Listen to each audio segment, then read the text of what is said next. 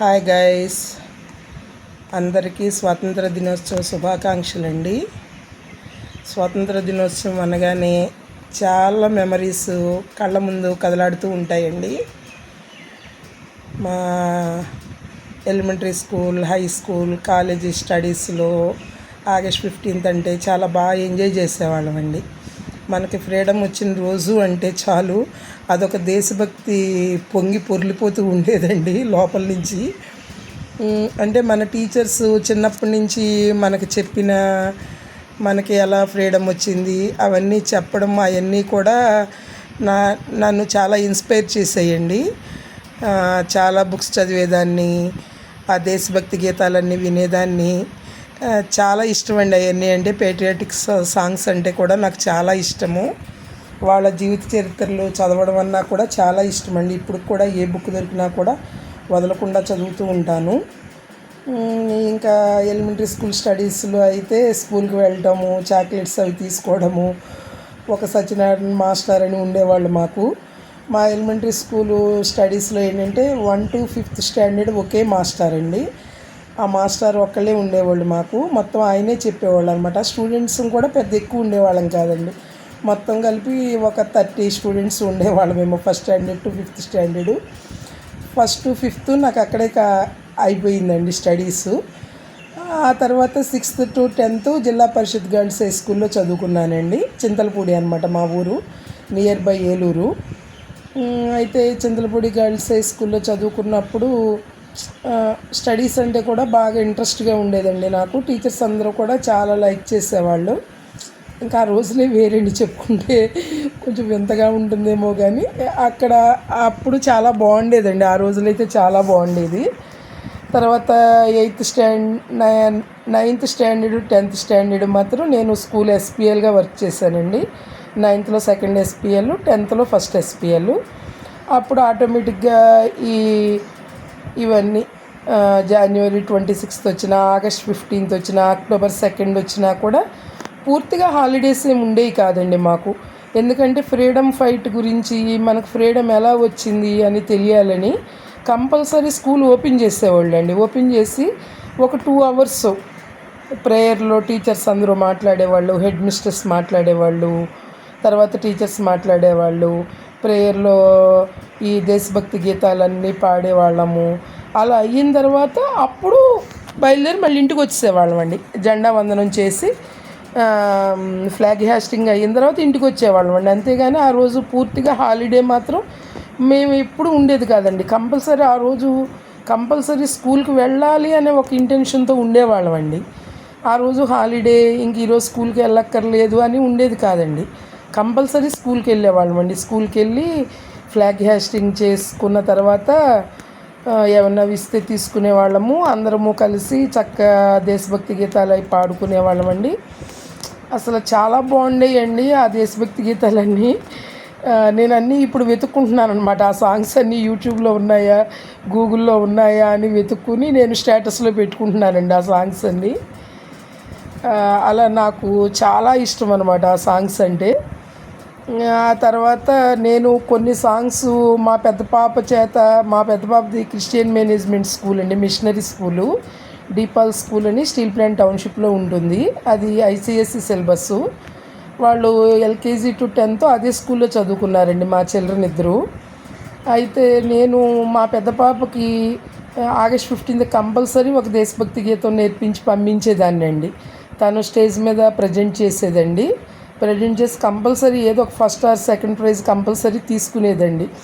ఎందుకంటే తెలుగులో ఒక సాంగ్ పాడటం, ఒక ఇంగ్లీష్ మీడియం స్కూల్లో వాళ్ళు కూడా దాన్ని ఎంకరేజ్ చేసేవాళ్ళు అండి. వాళ్ళు చాలా ఇష్టంగా ఎంకరేజ్ చేసేవాళ్ళు. మంచి దేశభక్తి గీతం పాడింది అమూల్య అని వాళ్ళు ఎంకరేజ్ చేసి కంపల్సరీ ఒక ప్రైజ్ తనకి ఇచ్చేవాళ్ళు అండి.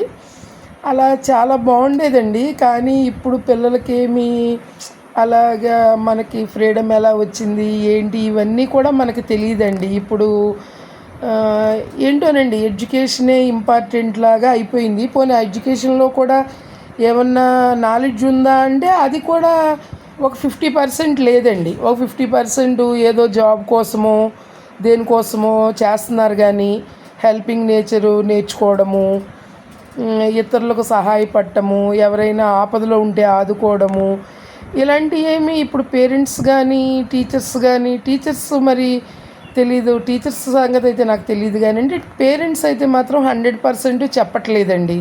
హెల్పింగ్ నేచరు అది పిల్లలకి నేర్పట్లేదండి.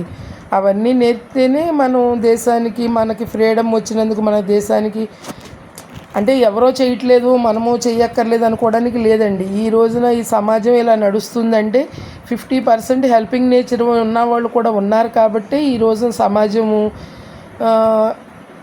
ఇంత ఇదిగా నడుస్తుందండి. అటు ఇటు కూడా ఉన్నారండి. అలా హెల్పింగ్ నేచర్ లేకుండా వాళ్ళ స్వార్థం వాళ్ళు చూసుకునే వాళ్ళ మధ్యన హెల్ప్ చేసేవాళ్ళు కూడా ఉన్నారు కాబట్టే మన ఇండియా ఇంత సర్వమాన సౌభ్రాతృత్వంతో వెలుగొందుతుందండి. కాబట్టి ప్రతి ఒక్కళ్ళు పిల్లలకి ఒక్క చదువే కాదండి, ప్రతి ఒక్క విషయంలోనూ తల్లిదండ్రులే ఒక మోడల్గా ఉండాలన్నమాట. తల్లిదండ్రులు మోడల్గా ఉంటే ప్రతి పిల్లలు కూడా దేశానికి ఎంతో కొంత హెల్ప్గా ఉంటారండి. అంటే మేము హెల్ప్గా ఉండట్లేదా అని కాదండి, దేశం ఎంత చేసినా కూడా మన తరపున కూడా కొంత కంట్రిబ్యూషన్ ఉండాలండి. దేశానికి మనం కూడా కంట్రిబ్యూషన్ చేస్తే చాలా బాగుంటుందండి. మెయిన్గా మనకి గాంధీ, నెహ్రూ, సుభాష్ చంద్రబోస్ వీళ్ళందరి గురించి మేము చదువుకున్నామండి చిన్నప్పుడు. మాకు చాలా అంటే అదొక బలం వచ్చేదండి. ఆగస్ట్ 15న, జనవరి 26న, అక్టోబర్ 2, నవంబర్ 14 ఇలాంటి డేస్ పర్టికులర్గా టీచర్స్ అందరూ మనకి ఇలాగ ఫ్రీడమ్ ఇలా వచ్చింది, ఇలా చేశారు అని మనకి చిన్నప్పటి నుంచి, మనకి 5 years వచ్చినప్పటి నుంచి మనకి చెప్తూ ఉండడం వల్ల మనకి ఇన్స్పైరింగ్గా ఉంటుందండి. ఇన్స్పైరింగ్గా ఉండి చాలా బాగుంటుందండి. మూవీస్ కూడా అలాంటి మూవీస్ వస్తే బాగుంటుందండి. చెప్పాలంటే మనకి సందేశాత్మక సినిమాలు వస్తే బాగుంటుందండి. చిన్నప్పుడు అంతా కూడా మనకి సందేశాత్మక మూవీస్ వచ్చాయి. మనం ఆ సినిమాకి వెళ్ళాము అంటే ఏదో ఒకటి నేర్చుకుని బయటకు వచ్చేవాళ్ళం అండి. వెలుగు నీడలో అనే ఒక సినిమా ఉందండి. ఆ సినిమా అయితే మా టీచరు సుశీల మేడం అని ఉండేవాళ్ళు హై స్కూల్ స్టడీస్లో. ఆవిడ ఆ సినిమా ఒక పేట్రియాటిక్ సాంగ్ నేర్చుకుని రావడానికి మమ్మల్ని ఆ సినిమాకి పంపించారండి. ఆ సాంగ్ మేము మా యాన్యువల్ డేకి ప్రజెంట్ చేయాలి అని అలా ఉండేదండి. అలాగా మంచి మంచి దేశభక్తి గీతాలు అవన్నీ నేర్చుకునేవాళ్ళం అండి. చాలా బాగుండేదండి. అలాగా ప్రతి ఒక్క పేరెంటు కూడా పిల్లలకి మోడల్గా ఉంటే బాగుంటుందని నా ఉద్దేశం అండి. మన దేశం గురించి, మన దేశ భౌగోళిక పరిస్థితుల గురించి అవి పేరెంట్స్ చదువుతూ ఉంటే ఆటోమేటిక్గా పిల్లలు కూడా చదువుతారండి. పేరెంట్స్ ఏమోనండి, మేమైతే మాత్రం మా పిల్లలకి, నేనైతే మాత్రం వాళ్ళ స్కూల్ నుంచి వచ్చే టైంకి రెడీగా ఉండి వాళ్ళకి ఇటు దీని గురించి చెప్పేదాన్ని అండి, జీకే జనరల్ నాలెడ్జ్ గురించి చెప్పేదాన్ని, దేశ ఆర్థిక భౌగోళిక పరిస్థితుల గురించి చెప్పేదాన్ని, బుక్ రీడింగు చేయించేదాన్ని అండి. ప్లస్ కరాటే అని, స్పోర్ట్స్ అని, ఇలాంటివన్నీ కూడా, టెన్నిస్ అని, ఇలాంటివన్నీ కూడా ఆడించేవాళ్ళం అండి. కాబట్టి మన దేశం యొక్క గొప్పతనం గురించి మన పిల్లలకు కూడా తెలియాలండి. ఇప్పుడు ఉన్న జనరేషన్కి నాకు తెలిసి మా పాపాళ్ళకి కొంతవరకు తెలుసండి. ఇప్పుడున్న జనరేషన్కి తెలియదని నేను అనుకుంటున్నానండి. ఈరోజు ఆగస్ట్ 15 అంటే ఏంటి అని అడిగితే చాలామంది ఆన్సర్ చేయలేరండి. ఇప్పుడు 20 years 10 years నుంచి 20 years ఉన్న పిల్లలు ఒక 50% ఆన్సర్ చేయలేరు అనుకుంటున్నానండి నేను. కానీ ఆ స్థితిలో ఉండకూడదండి. కంపల్సరీ ఆగస్ట్ 15 అంటే కంపల్సరీ సెలవు ఇవ్వద్దండి టీచర్సు. గవర్నమెంట్ కూడా కంపల్సరీ సెలవు డిక్లేర్ చేయకూడదండి.